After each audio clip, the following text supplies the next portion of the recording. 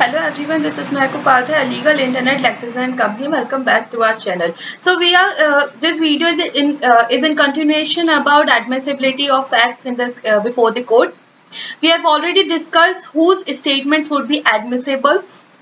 Now we are to move ahead with section 21 to 23, and we will be discussing about those sections of Indian Evidence Act. Now we have section 21. Section 21 talks about proof of admissions against person making them. So what this section is saying that any statement that is in the favor, any statement that is favoring the accused or the favoring the person accusing any person accused of them of any offense or anything would be not admissible before the court. Means every statement should be unfavorable, should be against the person. For example, uh, the statements like that I have not killed him, or these statements would not be admissible as a piece of evidence. Court would not consider them as a substantive piece of evidence because the court think that every person would make a statement in his own favor. So the facts by stating so the statements say spoken by him for himself would not be admissible. The statements which are in contradiction to the statement, to the evidences or the facts produced by the prosecutions would be relevant, even though so any statement, for example, I was not there and this, provided those statements has been proved by him, unless and until the statements which are in favor of the accused himself would not be admissible before the court. But this section comes with two exceptions, under which three exceptions actually, under which those statements which are in favor of the accused himself would be admissible and would be relevant under section 21 of the Indian Evidence Act. First would be the statements leading to the dying declaration, or statements in the form of a dying declaration. For example, there was a motorcyclist. There was a motorcyclist, and he suddenly met with an accident and he was just about to die. He was about to die. Before dying, he said that Mr. had deliberately collided his truck with my bike, and it was not an accident, it's a murder. So this statement, if recorded by the police officer on the spot, and after saying if any prudent person would have supposed that motorcyclist would have died, then such statements in the nature of a dying declaration would be relevant under section 21. Section 21 exception 1 presumed. It supposes it imagine a situation, what if the person would have died, that statement would be relevant as under section 32. So those statements, even if the person didn't die, he recovered from that injury or from that incident, even then the statement would be relevant if would be the nature of dying declaration under section 32. Then we have a statement made in if the statements generally that I was not here, I was in Ladakh, or I was there, and these statements are in the favor of the accused himself, so they are not per se admissible before the court under section 21. But if the accused can prove, if the person saying those statements can prove these statements, that they can that the probability of their being false is so less that the court have no other option rather to accept it.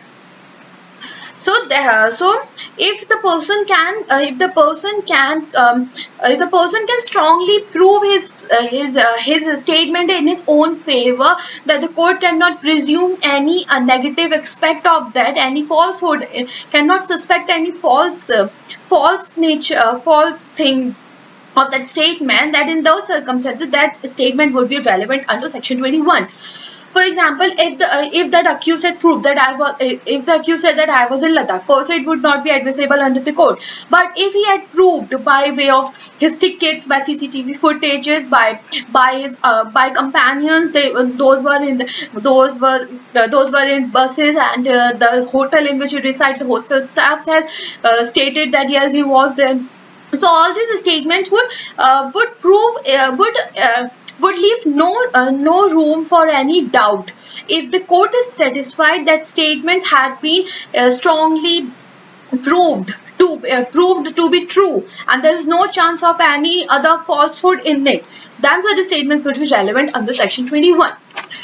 Then we have the third statement that says that statements, even if it is in the favor, but if they are relevant under some other section, for example, statements made under section 6, statements made under section 7, those statements forming the same transaction, so showing some cause, effect, or occasion of the crime committed, those statements, though they would be in favor of the accused in the favor of the person himself, but still if they are relevant under any other part of any other section of the act, then they would also be relevant under or admissible before the court under section 21. Now we have section 22. The rule of Indian Evidences Act are documentary evidences needs to be proved by documentary documents submitted before the courts needs to be proved by the documentary evidences. But 22 provides an exception to the general rule. It says that oral admissions are also admissible before the court, provided, it says that only if there is no chance of any other option. It says only if the party proposing these oral evidences against that document, that they have exhausted all other means, all other means, or they are entitled to submit or to produce secondary evidences under section 65. Section 65 talks about those circumstances under which some secondary evidences like photocopies or like video recordings or any other means of these documents can be proved. So if the party prove that they are eligible under section 65, so in that case the oral evidences are also admissible before the court. Then we have if the genuineness of the document is questioned. For example, if court says that the papers of property submitted before the court is not genuine, we do not have faith in that copy. What is the proof that they are relevant or they are the first copy of it? So in that case, the statements of the registrar, the agents of the witnesses signed the copies would be relevant as would be relevant under section 22 as oral evidences of documents produced. Then we have section 23, admissions in civil cases not relevant if they are made after an express condition of not giving evidence of it. For example, this is a simple rule that if admissions produced in the court are done after some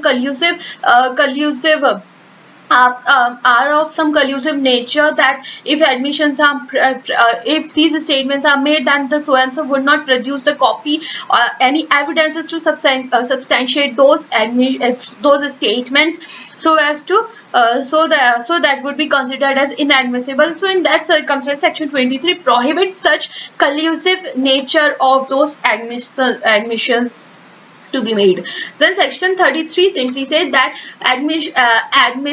admissions or statement and document that are admissible before the courts are not conclusive proof of any fact in issue or any relevant fact, but they are just to stop the other person from stop the other person from what he have said in those statements, or what he have stated in some other point of trial or any other things. So that was all about the admissibility of facts and statements before the court. I hope you like this video. Do like and share and subscribe the channel. Thank you.